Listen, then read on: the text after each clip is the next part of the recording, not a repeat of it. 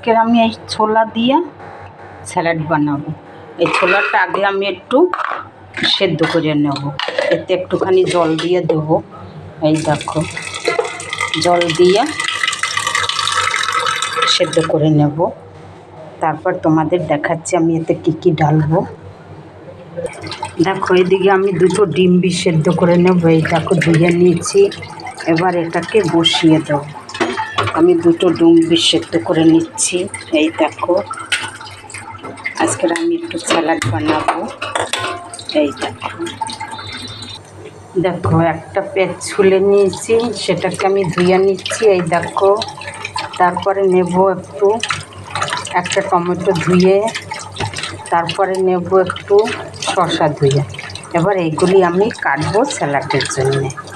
এই দেখো, দেখো আমি সকালে আলু সেদ্ধ করে রাখছিলাম জিরে আলু বানাবো বলে, তার থেকে একটা আলু এই যে নিলাম, আমি স্যালাডে দেব। এটাও কেটে নেব।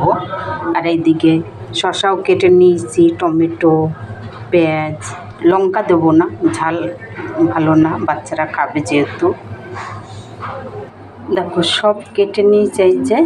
এবার এই সব এখানে ঢেলে দেবো, এটা করে বানাবো আমি। এই দেখো,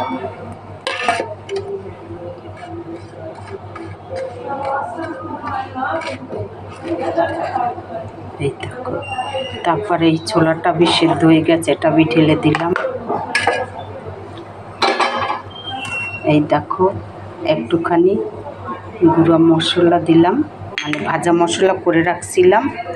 অর্ধেক আমি লেবু দিয়ে দিলাম, বেশি দিলাম না, বেশি টক হলে ভালো হবে না, তাই আমি অর্ধেক দিয়ে দিলাম। তোমরা চাইলে তোমাদের যতটা টক ততটাই দিও। এই যে দেখো,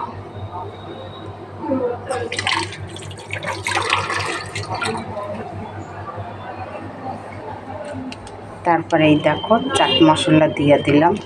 তোমাদের আন্দাজ করে তোমরা দেবে চাট মশলা যতটা লাগে। এবারে আমি এটাকে মিলাইয়ে নেব। দেখো আমার মিলানো হয়ে গেছে, তোমরাও এরকম বানাই খেয়ে দেখবে। এই দেখো, তোমরাও ঘরে বানাই একবার ট্রাই করে দেখবে কেমন স্বাদ হয়। দেখো আমার স্যালাড রেডি। এই যে রাত্রবেলা আমি যে বাড়ির কাজ করি সেই বাড়ির মেয়ে খাবে, ডায়েটিং করে, তাই তার জন্য এইরকম করেছি স্যালাড। তোমরাও ঘরে এরকম করে খেয়ে দেখবে।